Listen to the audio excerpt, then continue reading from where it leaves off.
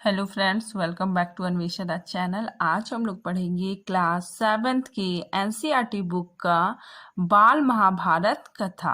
ठीक है, आज हम लोग पढ़ेंगे बाल महाभारत कथा।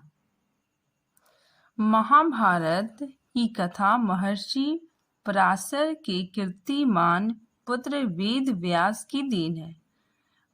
यहाँ पे बताया जा रहा है कि महाभारत किसने लिखी है? वेद व्यास ने। ठीक है, और उनके पिता का नाम महर्षि पराशर है।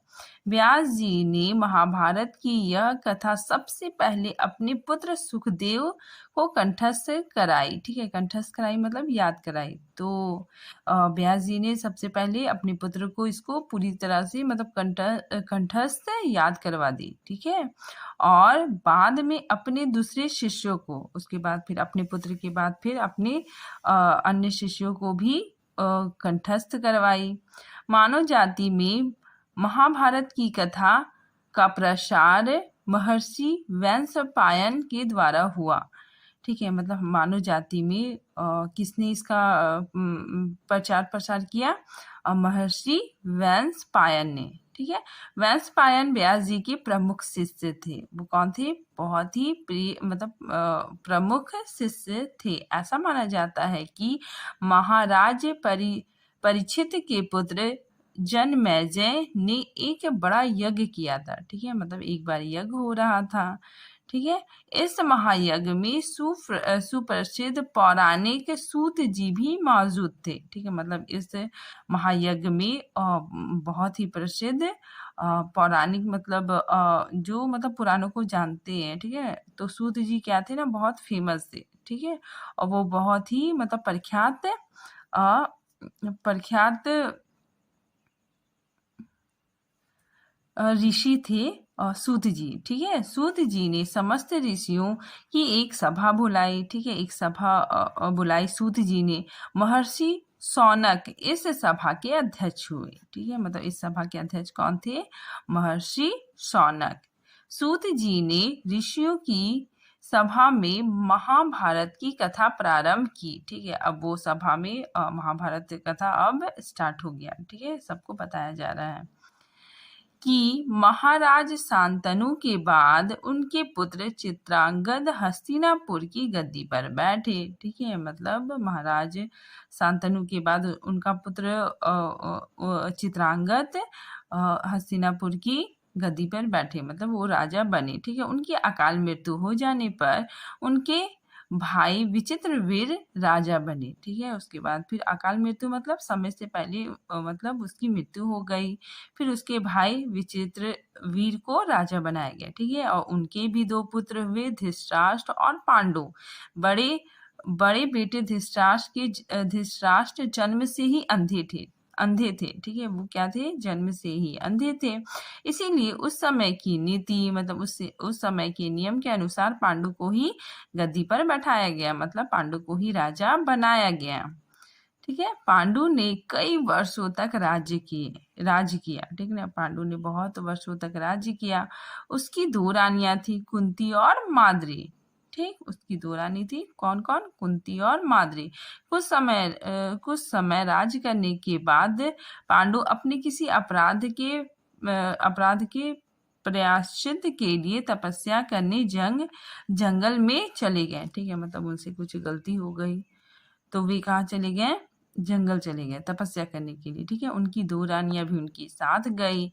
वनवास वनवास मतलब क्या हो गया कि वे जंगल में चले गए। ठीक है, तो वनवास के समय कुंती और माद्री ने पांच पांच पांडवों को जन्म दिया। ठीक है, मतलब वहीं पे मतलब पांडवों का जन्म हुआ। ठीक है, कुछ समय बाद पांडु की मृत्यु हो गई।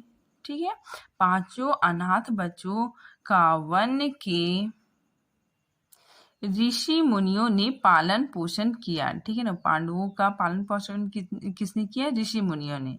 ठीक है, और पढ़ाया लिखाया। जब युधिष्ठिर 16 वर्ष के हुए तो ऋषियों ने 5 कुमारों को हस्तिनापुर ले जाकर पितामह भीष्म को सौंप दिया। ठीक है, जब पांडु बड़े हो गए तो ऋषियों ने क्या किया?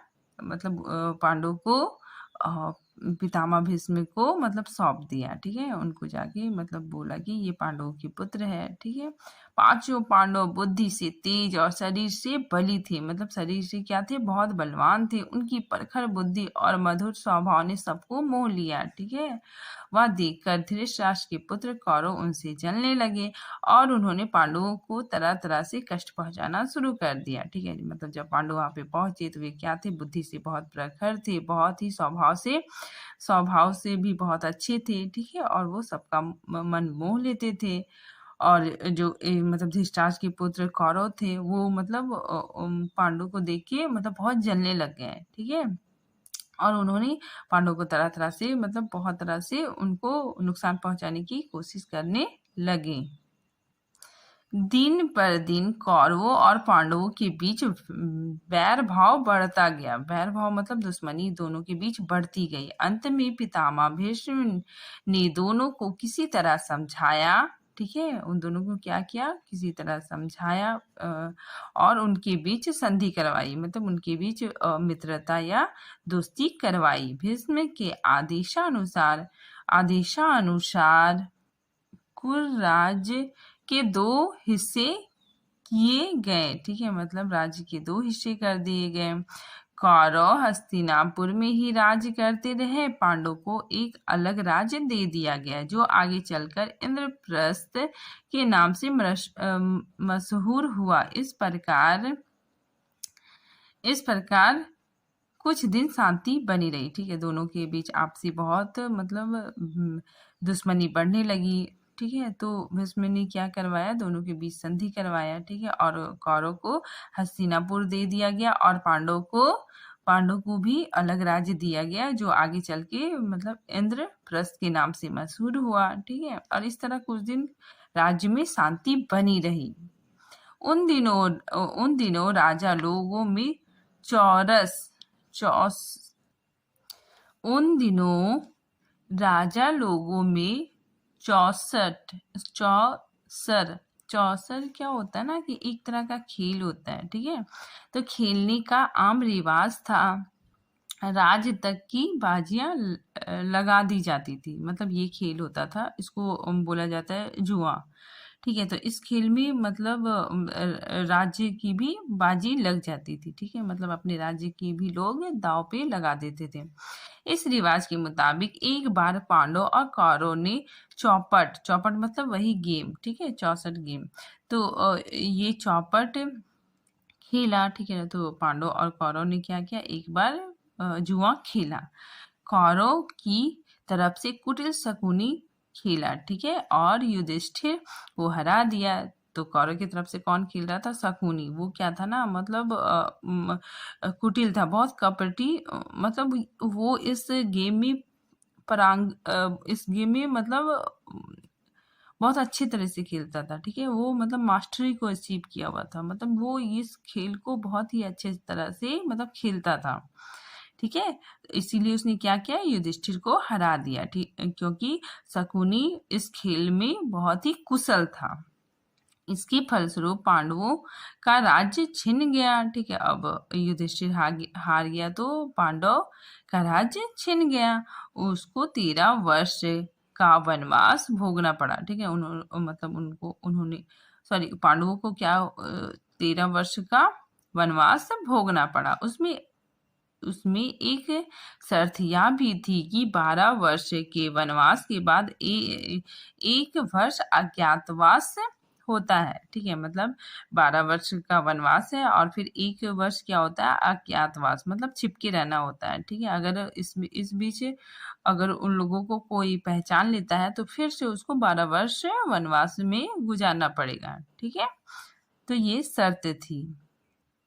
उसके बाद उनका राज उन्हें लौटा दिया जाएगा। ठीक है, मतलब अगर वो 12 वर्ष वनवास और 1 वर्ष अज्ञातवास करके आएंगे तो उनका राज उन्हें वापस लौटा दिया जाएगा। द्रौपदी के साथ पांचों पांडव 12 वर्ष वनवास और 1 वर्ष अज्ञातवास में बिताकर वापस लौटे, पर लालची दुर्योधन ने लिया हुआ राज्य वापस करने से इनकार कर दिया। ठीक है, अतः पांडवों को अपने राज्य के लिए लड़ना पड़ा। ये लोग पांडव जो थे ये 12 वर्ष वनवास करके 1 वर्ष अज्ञातवास बिता के वापस लौटे, लेकिन दुर्योधन ने उनका राज्य देने से इनकार कर दिया। ठीक है। और फिर पांडवों ने क्या किया, अपने राज्य के लिए लड़ाई की।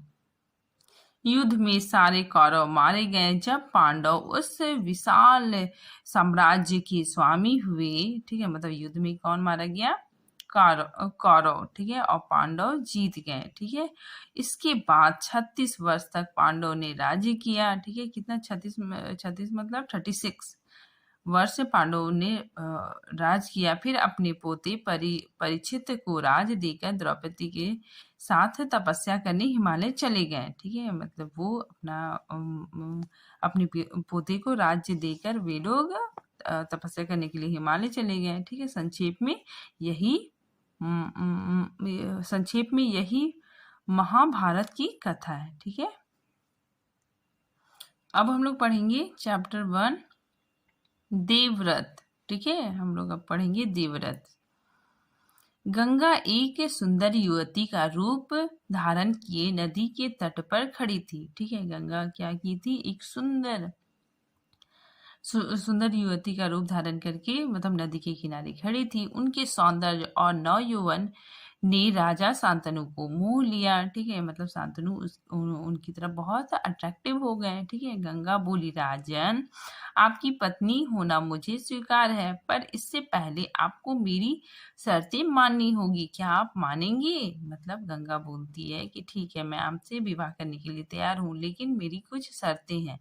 मैं मतलब मेरे मन में जो आएगा, मतलब मुझे कुछ भी करना है, आप मुझसे मतलब प्रश्न नहीं करेंगे। ठीक है, मतलब मैं जो कुछ भी करूंगी तो आप मुझसे कोई भी सवाल नहीं करना है। ठीक है, और जिस दिन आपने मुझसे प्रश्न किया उसी दिन मैं आपको छोड़कर चली जाऊंगी। ठीक है, तो यह शर्त गंगा ने रखा। ठीक है, और राजा ने इस शर्त को मान लिया। ठीक है, राजा ने कहा, अवश्य। राजा शांतनु ने गंगा की सारी शर्तें मान ली और वचन दिया कि वह उनका पूर्ण रूप से पालन करेंगे। ठीक है, शांतनु ने क्या कहा कि मैं तुम्हारी सारी शर्तों को मानता हूँ। ठीक है, और फिर इस तरह मतलब उनका विवाह हो जाता है। ठीक है, समय पाकर गंगा से शांतनु के कई तेजस्वी पुत्र हुए। ठीक है, बहुत सारे मतलब गंगा के कई मतलब बहुत सारे पुत्र उत्पन्न हुए, परंतु गंगा ने उसको जीने नहीं दिया। बच्चे के पैदा होते ही वह उसे नदी में बहती हुई धारा में फेंक देती थी। ठीक है, और फिर हंसती मुस्कुराती राजा शांतनु के महल में आ जाती थी। ठीक है, मतलब गंगा का जो भी पुत्र उत्पन्न होता था वो क्या करती थी, मतलब नदी की धारा, बहती हुई धारा में जाके फेंक देती थी, फिर हंसती खिलखिलाती शांतनु के महल में आ जाती थी। अज्ञात सुंदरी के इस व्यवहार ने राजा शांतनु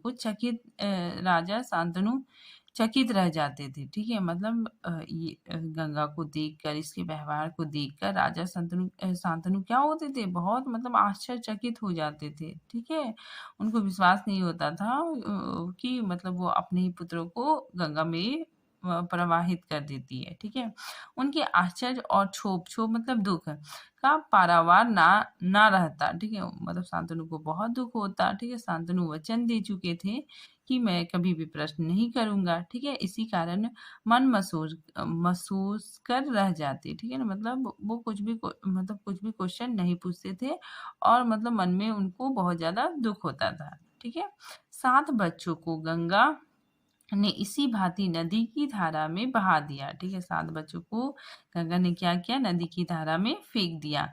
8वां बच्चा पैदा हुआ, गंगा उसे भी लेकर नदी की तरफ जाने लगी, तो शांतनु से ना रहा गया। बोले, माँ होकर अपने नादान बच्चों को अकारण ही क्यों मार दिया करती हो। ठीक है, मतलब जब 8वां बच्चा लेके जाती है तो शांतनु का मतलब उसके अंदर धैर्य नहीं रहता। वो मतलब उनसे प्रश्न कर ही देते हैं कि तुम माँ होकर मतलब क्यों बच्चे को अकारण ही मार देती हो। ठीक है, एक पहर भी, एक क्षण भी तुम अपने पास नहीं रखती, तुम कैसी माँ हो। यह घृणित व्यवहार तुम्हें शोभा नहीं देता। ठीक है, मतलब इस तरह का व्यवहार तुम्हें शोभा नहीं देता। राजा की बात सुनकर गंगा मन ही मन मुस्कुराई। ठीक है, मतलब उसकी बात सुनकर मन ही मन उनको हंसी आती है, परंतु क्रोध का अभिनय करते हुए बोली, राजन, क्या आप अपना वचन भूल गए हैं? ठीक है, मतलब वो क्रोध का नाटक कर रही थी, क्योंकि उसको पता था कि मतलब जो पुत्र है वो मतलब गंगा में प्रवाहित है, और वे पुत्र सारे श्रापित पुत्र थे। ठीक है, तो इसी वजह से उसने मतलब उसको मतलब नदी में प्रवाहित कर दिया था। ठीक है, और वो मतलब क्रोध का नाटक करते हुए राजा से बोलती है, राजन, क्या आप अपना वचन भूल गए हैं? ठीक है, आपने मुझे वचन दिया था कि आप मुझसे कोई भी प्रश्न नहीं करेंगे। ठीक, मालूम होता है कि आपको पुत्र से ही मतलब है। ठीक है, मतलब आपको पुत्र से ही प्रेम है, मुझसे नहीं। आपको मेरी क्या परवाह है? ठीक है, पर शर्त के अनुसार मैं अब यहाँ पे नहीं रहूंगी। ठीक है, हाँ, आपके इस पुत्र को मैं नदी में नहीं फेंकूंगी। ठीक है, गंगा बोलती है, आपके इस पुत्र को मैं नदी में नहीं फेंकूंगी। इस अंतिम पुत्र को मैं कुछ दिन पालूंगी और फिर पुरस्कार के रूप में आपको सौंप दूंगी। ठीक है, वो गंगा बोलती है कि मैं इस पुत्र को पालूंगी, फिर कुछ दिन बाद आपको सौंप दूंगी। यह कहकर गंगा बच्चे को साथ लेकर चली गई। ठीक है, यही बच्चा आगे भीष्म पितामह के नाम से विख्यात हुआ, मतलब प्रसिद्ध हुआ। ठीक है, मतलब यही बच्चा आगे चलकर भीष्म पितामह के नाम से प्रसिद्ध हुआ। ठीक है, आगे देखिए, गंगा के चले जाने से राजा शांतनु के मन में विरक्त हो गया, मतलब वो बहुत परेशान रहने लगे। ठीक है, क्योंकि गंगा चली गई थी। ठीक है, उन्होंने भोग विलास से जी हटा लिया और राजकाल में मन लगाने लगे। ठीक है, मतलब भोग विलास से उनको मतलब वो अपना जी हटा लिए। उन्हें अब गंगा चली गई तो उन्हें बहुत ही मतलब खालीपन महसूस होता था, वो बहुत अकेले रहते थे, और उसके बाद फिर वे राजकाल में अपना मन लगाने लगे। एक दिन राजा शिकार खेलते खेलते गंगा के तट पर चले गए। ठीक है, तो देखा किनारों पर खड़ा एक सुंदर और गठीला युवक गंगा की बहती हुई धारा पर वान चला रहा है। ठीक है, वानों की बौछार से गंगा की पचाड़ प्रचंड धारा एकदम रुकी हुई थी। यह दृश्य देखकर शांतनु दंग रह गया। ठीक है, यहाँ पे बताया जा रहा है कि एक दिन शांतनु मतलब शिकार खेलने के लिए गंगा के तट पर चले गए, तो वहां पे एक बहुत सुंदर सुंदर और एकदम बलशाली युवक को देखते हैं कि वो क्या कर रहा है ना, कि मतलब बांध चला रहा है। ठीक है, नदी में बहती हुई नदी पे बांध चला रहे, तो बांध चलाते चलाते वो एकदम बांध मतलब एक पुल के जैसा बना देता है। ठीक है, और क्या होता है कि गंगा का धारा एकदम रुक जाता है वहीं पे, मतलब उसकी जो धारा जो बहुत वेग से बहती है वो धारा एकदम रुक गई है। ठीक है, मतलब हल्का सा पानी भी इधर उधर रिस नहीं रहा है, एकदम दोनों एकदम पानी कैसा हो गया, एकदम स्टक हो गया है। ठीक है, तो वो बानों की बौछार ऐसा करता है कि मतलब गंगा की जो धारा है वो एकदम से रुक जाती है। ठीक है, इतने में ही तो यह देखकर शांतनु क्या होते, बहुत दंग हो जाते कि इतना अच्छा से मतलब धनुष को कौन चला रहा है। ठीक है, इतने में ही राजा के सामने स्वयं गंगा आकर उपस्थित हो गई। ठीक है, स्वयं गंगा आ गई। गंगा ने युवक को अपने पास बुलाया और राजा से बोला, राजन, पहचाना मुझे और इस युवक को? ठीक है ना, वहां पे गंगा आ जाती है और बोलती है कि आपने मुझे पहचाना और इस युवक को पहचाना, यही आपका और मेरा 8वां पुत्र देवव्रत है। ठीक है, महर्षि महर्षि वशिष्ठ ने इसे शिक्षा दी है। ठीक है, शस्त्र ज्ञान में शुक्राचार्य और रण कौशल में परशुराम ही इसका मुकाबला कर सकते हैं। ठीक है, मतलब गंगा ने बताया कि शस्त्र ज्ञान में शुक्राचार्य और रण कौशल मतलब युद्ध में परशुराम ही इसका मुकाबला कर सकते हैं। ठीक है, और कोई नहीं कर सकेगा। यह जितना कुशल योद्धा है उतना ही चतुर राजनीतिक भी है। ठीक है, मतलब ये चतुर राजनीतिक भी है। ठीक है, आपका पुत्र है, मैं आपको सौंप रही हूँ। गंगा बोलती है कि ये आपका पुत्र है, मैं आपको सौंप रही हूँ, आप ले जाइए इसे और अपने साथ। ठीक है, गंगा ने देवव्रत का माथा चूमा और आशीर्वाद देकर राजा के साथ उसे विदा कर दिया। ठीक है, गंगा ने क्या किया, उस देवव्रत का माथा चूमा और फिर उसे अपने पिता के साथ विदा कर दिया।